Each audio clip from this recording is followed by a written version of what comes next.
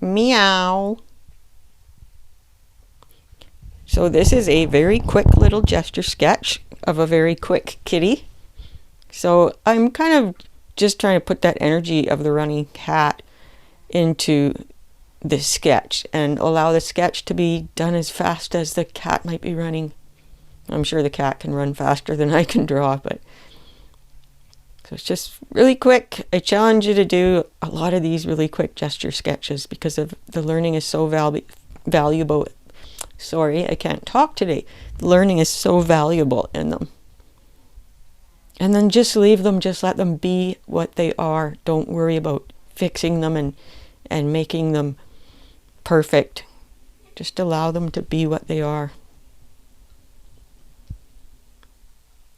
So I'm going over some of my lines that I really like here just to help it pop out a bit.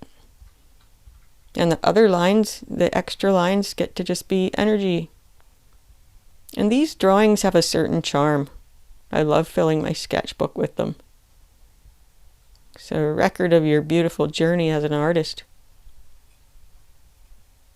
So thank you so much for watching, and I guess I'll see you in the next video.